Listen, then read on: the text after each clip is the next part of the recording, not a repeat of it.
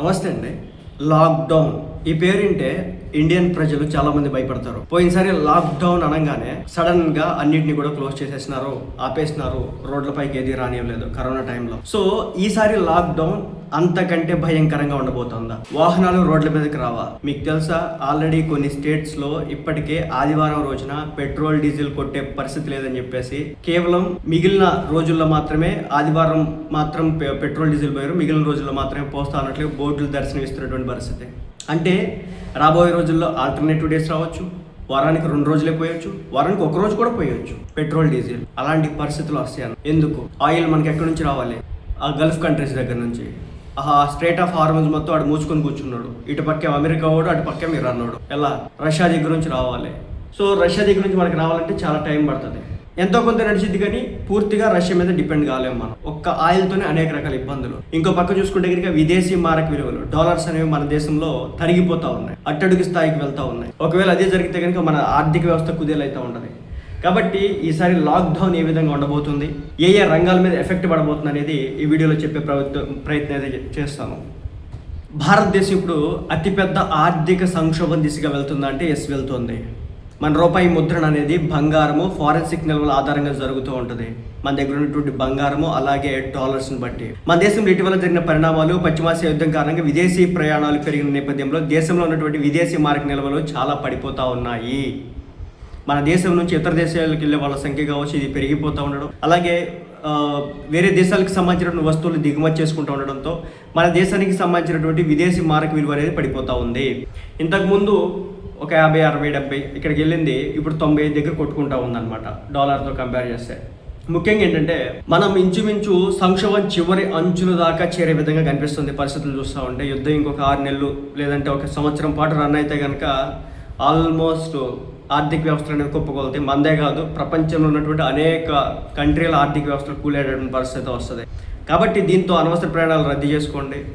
అలాగే ఇంకోటి ఏంటంటే పెట్రోల్, గ్యాస్ ఎక్కువగా వాడొద్దు, ముఖ్యంగా బంగారం కొనుగోలు చేయొద్దు అని చెప్పేసి మోడీ గారు చెప్పడం వెనక రీజన్ ఇదే. ఇప్పుడు జనం దగ్గర ఆల్రెడీ డబ్బులు లేవు, క్రెడిట్ కార్డులు అప్పులు పెరిగిపోతూ ఉన్నాయి, పర్సనల్ లోన్లు, ఈఎంఐలు, ఇలా ప్రతిరోజు కూడా కష్టతరం కాబోతూ ఉంది. ముఖ్యంగా సాఫ్ట్వేర్ రంగం కుదేలు కాబోతూ ఉంది. నిజంగా ఇది చూస్తే చాలా భయంకరంగా ఉంది. ఇది ఒక పెద్ద బబుల్ పేలబోతా ఉంది. ఆర్టిఫిషియల్ ఇంటెలిజెన్స్తో అనేక మంది, అంటే ఒక 80% పీపుల్ అందరినీ కూడా జాబ్స్ నుంచి రిమూవ్ చేస్తారు. అంటే ఒక కంపెనీలో 100 మంది చేస్తూ ఉంటే కేవలం 20 మందిని ఉంచుకొని రిమైనింగ్ 80 మందిని ఆ కంపెనీ నుంచి తీసివేయడం జరుగుతూ ఉంటుంది. మీకు తెలుసా, అమెజాన్ కావచ్చు, మెటా కావచ్చు, ఇంటెల్ కావచ్చు, గూగుల్ కావచ్చు, మైక్రోసాఫ్ట్ కావచ్చు, పెద్ద పెద్ద కంపెనీలు ఇప్పుడు నేను చెప్పిన వీళ్ళు కూడా లే ఆఫ్స్ భయంకరంగా ఇస్తూ ఉన్నారు. కాబట్టి మల్టీ ఎంఎన్సీ కంపెనీస్ ఏవైతే ఉంటాయో వీటిలో ఉద్యోగాలు భయంకరంగా కోల్పోవడం జరిగింది అనమాట. దీని ద్వారా ఏంటంటే ఉద్యోగాలు లేక ప్రజలు రోడ్డు మీద పడతారు. నెక్స్ట్ అమ్మకానికి ప్లాట్లు, రియల్ ఎస్టేట్ రంగం ఏదైతే ఉందో అది కుదేలు కాబోతా ఉంది. ముఖ్యంగా జనం దగ్గర డబ్బులు ఉండవు కదా, ఉద్యోగాలు పోతున్నాయి కదా, రెండో పక్కి పెట్రోల్ డీజిల్ దొరకట్లేదు కదా, వ్యాపారాలు చేసుకోవడం కుదరదు కదా. దీంతో ఏమవుతుందంటే రియల్ ఎస్టేట్ మీద గట్టి ఎఫెక్ట్ పడుతూ ఉంటుంది. ఒక ఫ్లాట్ కొనాలన్నా, లేదంటే ఒక ల్యాండ్ కొనాలన్నా, ఒక ఫామ్ ల్యాండ్ కొనాలన్నా, సో ట్రాన్సాక్షన్స్ అనేవి పెద్ద మొత్తంలో ఉంటాయి. అదేవిధంగా రెవెన్యూ డిపార్ట్మెంట్స్కి కూడా మంచి ఆదాయం అయితే వస్తుంది. ఎప్పుడైతే ఈ అమ్మకానికి ప్లాట్లు ఆగిపోతుంటాయో ఆటోమేటిక్గా బర్డెన్ మొత్తం కూడా గవర్నమెంట్ మీద పడిపోతూ ఉంటుంది. మీకు తెలిసింది ఏంటంటే ఒకరి దగ్గర నుంచి ఒకరికి ట్రాన్స్ఫర్ అవుతుందనే, కానీ కింద స్థాయిలో రెవెన్యూ డిపార్ట్మెంట్స్ ఎలా వర్క్ చేస్తాయో మీకు తెలియదు. కొన్ని లక్షల వేల కోట్ల రూపాయలు ఈ రెవెన్యూ డిపార్ట్మెంట్స్ తిప్పడం అయితే జరుగుతూ ఉంటుంది. నెక్స్ట్, ఒకవేళ లాక్డౌన్ గట్టిగా పడితే కనుక రవాణా వ్యవస్థ కంప్లీట్గా స్తంభించిపోతూ ఉంటాయి. పట్టణాలకు రాకపోకలు భారీగా తగ్గుతూ ఉంటాయి. దీనికి కారణం పెట్రోల్ డీజిల్ తగ్గిపోవడమే. అలాగే దీని ద్వారా ఇది ఎప్పుడైతే ఇది ఉంటుందో దీంతో టిఫిన్ సెంటర్లు కావచ్చు, హోటళ్ళు కావచ్చు, చిరు వ్యాపారాలు కావచ్చు, ఇవన్నీ కూడా వాళ్ళు రోడ్డు మీదకి వచ్చేస్తారు. టూరిజం రంగం దివాళా తీస్తుంది. మన దేశానికి వచ్చేటటువంటి వ్యక్తులు ఎవరు కూడా రారు. మనం కూడా వేరే దేశాలకు వెళ్ళేటటువంటి ప్రయత్నం చేద్దామన్నా కానీ ఉండదు. అలాగే బంగారం, జ్యువెలరీ, బట్టల వ్యాపారాలు బాగా దెబ్బతింటాయి.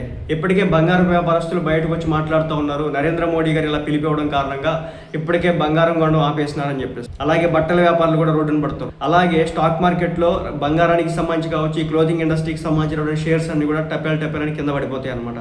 నెక్స్ట్, చాలా మంది ఉద్యోగాలు కోల్పోతారు. ముఖ్యంగా స్కూల్ బస్ డ్రైవర్లు కావచ్చు, ఆన్లైన్లు పాఠాలు మొదలైతే కనుక స్కూల్స్ కావచ్చు, ఇవి కావచ్చు, అవి కావచ్చు, మొత్తం కూడా మూసేయడం అయితే జరిగింది. అంతా కూడా ఆన్లైన్లో జరుగుతూ ఉంటుంది. ఆ బస్ డ్రైవర్స్ కావచ్చు, ఆ క్లీనర్స్ కావచ్చు, ఆ వర్కర్స్ కావచ్చు, అందరూ కూడా చాలా లాస్ అవుతారు. అలాగే రిపేర్ షాపులు చేసుకునే వాళ్ళకి అంత రిపేర్ ఉండదు అనమాట, ఇల్లు గడవడం కష్టం అవుతుంది. సో టీచర్స్ అవసరం కూడా పెద్ద ఉండదు. ప్రైవేట్ టీచర్లు ఉద్యోగాలు భారీగా పడిపోతాయి, వర్క్ ఫ్రమ్ హోమ్లు పెరిగిపోతాయి. మోడీ గారు చెప్పారు వర్క్ ఫ్రమ్ హోమ్ చేసుకోమని చెప్పేసి. దీని ద్వారా ఏంటంటే కార్యాలయాలు చాలా మూతపడతాయి, లేదా చిన్న ఆఫీసులోకి మారిపోవడం అయితే జరిగింది అన్నమాట.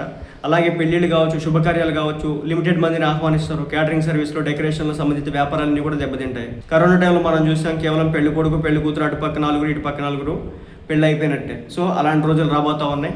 ఇలా చేసుకోవడం వల్ల ఏమవుతుందంటే మనీ రొటేషన్ అనేది మార్కెట్లో తగ్గిపోతుంది. ఇప్పుడు ఒక పెళ్ళి అనుకుంటే కనుక, సో టెంట్లు వేయడం దగ్గర నుంచి మొదలు పెడితే భోజనాలు, అదేవిధంగా దానికి సంబంధించిన సరంజామా, 1 కాదు 2 కాదు, చివరాఖరికి పంతులు గారికి ఇచ్చేటటువంటి డబ్బుల వరకు కూడా, దక్షిణ అంటారు, దాని వరకు కూడా అంతా ఆగిపోతూ ఉంటుంది వీలైనంత వరకు. ఎందుకంటే దండలు మార్చుకునే స్టేజ్కి అయితే వచ్చేస్తారు. నిత్యావసర ధరలు గణనీయంగా పెరిగిపోతాయి. విదేశాల నుంచి దిగుమతి చేసుకునేటువంటి కుకింగ్ ఆయిల్ లాంటివి, వంట నూనెల ధరలు అమాంతం పెరిగిపోతాయి. ఇప్పటికీ మనం ఇంపోర్ట్ చేసుకుంటాం అనమాట. ఇదివరకు 190 రూపాయలు, 95 రూపాయల దగ్గర ఉండేటటువంటి లీటర్ ఆయిల్ ప్యాకెట్ ఇప్పుడు 170 రూపాయలకు చేరిపోయింది. అది 250కి వెళ్తుంది అనమాట. అలాగే ప్రజలు ఈ జీవనానికి అలవాటు పడడానికి కొంత టైం అయితే ఇస్తారు. తర్వాత మినహాయింపులు తర్వాత చిన్నగా మొదలవుతూ ఉంటాయి. సింపుల్ అనమాట. మీకు ఢిల్లీలో చూసుకుంటే కనుక ఆల్టర్నేటివ్ డేస్లోనే ఆ వెహికల్స్ని రన్ చేయమంటారు కదా. సో బేసి సంఖ్య సరి సంఖ్య. అదే మాదిరి రాబోయే రోజుల్లో ఇవన్నీ కూడా నడుస్తూ ఉంటాయి. సో పెట్రోల్ ఈ రోజు పోయించుకోవాలని, డీజిల్ ఈ రోజు పోయించుకోవాలని, ఈ రోజే 2 వీలర్ సోళ్ళు పోయించుకోవాలని, ఈ రోజే 4 వీలర్ సోళ్ళు యూజ్ చేసుకోవాలని, లారీల వాళ్ళు ఇన్ని రోజులు మాత్రమే బయటికి వెళ్ళాలని, ఇలా ఒకటి కాదు ప్రతిదానికి కూడా ఒక రెస్ట్రిక్షన్ పడుతూ ఉంటుంది. సో ఈ విధంగా ఆర్థిక మాంద్యం భయంకరంగా అవుతుంది అనమాట. అలాగే మొదటి రైల్వేలు, తర్వాత లోకల్ ట్రైన్లు, మెట్రో ట్రైన్లు స్టార్ట్ చేస్తారు. ఇవన్నీ కూడా పవర్ విత్ నడిచేవే. తర్వాత దశలో ఎలక్ట్రిక్ బస్సులు అనుమతించే అవకాశం అయితే ఉంటుంది. ఆ 5 దశలు ఈవీ కార్లు, బైక్లు పర్మిషన్లు ఇస్తారు. ఈవీ కార్లలో కూడా ప్రయాణికులు పరిమితి విధించే అవకాశం అయితే ఉంటుంది. ఈ ప్రభావంతో పెట్రోల్, డీజిల్, సిఎన్జితో నడిచే వాహనాలు షోరూమ్లు మూతపడే ఛాన్స్ కూడా ఉంటాయి. దీంతో వ్యాపారాలు సాగు. దీని ప్రభావం దాదాపు 3 ఏళ్ల వరకు సాగే అవకాశం ఉంది. సింపుల్ చెప్పాలంటే ఈ ఇయర్, ఇది మే కదా, ఈ ఇయర్ ఎండ్ వరకు కనుక ఇరాన్, అమెరికా, ఇజ్రాయెల్ యుద్ధం జరిగితే కనుక ఇప్పుడు చెప్పిన బట్టి అన్నీ కూడా జరగడానికి ఆస్కారం పెద్ద ఎత్తున ఉంది. చెప్పే కదా, మొత్తం పడిపోతాయి. ఎందుకంటే ఒకే ఒక్కటి, మనకు వచ్చేటటువంటి ఆయిల్ ఆగిపోయింది, మన ఇంపోర్ట్స్ ఆగిపోతూ ఉన్నాయి, మన వ్యాపారాలు ఎక్స్పోర్ట్స్ ఆగిపోతూ ఉన్నాయి. సో ఇది మన దేశం పడేటటువంటి స్ట్రగులే కాదు, ప్రపంచంలో ఉన్నటువంటి అన్ని దేశాలు పడేటటువంటి స్ట్రగుల్సే. రైతులు ఇబ్బంది పడతారు. రైతులకు రావాల్సినటువంటి యూరియా, మనకు కొంచెం యూరియా ఆగిపోయిందంటే సరే పంటలు అయిపోతాయి, కొలాప్స్ అయిపోద్ది ఫార్మింగ్ సిస్టమ్ మొత్తం కూడా. ఇవన్నీ కూడా జరగడానికి అయితే అవకాశాలు పెద్ద ఎత్తున ఉన్నాయి అనమాట. సో ఒక్కసారి లాక్డౌన్ పడితే కనుక ఈ విధంగా జరగడానికి అవకాశం ఉంటుందనే ఒక సినారియోకి అయితే మనం అంతా కూడా వెళ్ళాల్సినటువంటి పరిస్థితి అయితే ఉంటుంది. ఏంటి నిజంగా ఇంత ఘోరంగా ఉంటుందంటే ఛాన్సెస్ ఉంటాయి. యుద్ధాలు ఆగపోతే ఇంతే పరిస్థితి. మనకి సంబంధం లేదు యుద్ధాలకి, అయినప్పటికీ కూడా మన మీద ఎఫెక్ట్ పడుతుంది. మన వ్యాపారం చాబహార్ పోర్టు ద్వారా ఇరాన్ నుంచి వెళ్తూ ఉంటుంది, ఆఫ్ఘనిస్తాన్ కావచ్చు, పక్కన ఉన్నటువంటి గల్ఫ్ కంట్రీస్, వీటన్నిటికి కూడా ఇప్పుడు వ్యాపారం మనం చేయట్లేదు. ఒక పక్క ట్రంప్ టారిఫ్ల ఎఫెక్ట్, రెండో పక్క ఇరాన్ యుద్ధం, ఇవన్నీ కూడా మామూలు కాదు. ప్రపంచ దేశాలని కూలుస్తున్నటువంటి ట్రంప్, ఇజ్రాయెల్, ఇరాన్, ఈ 3 దేశాలు కలిసి ప్రపంచ ఆర్థిక వ్యవస్థలు అన్నింటినీ కూడా కూల్చివేస్తున్నటువంటి పరిస్థితి.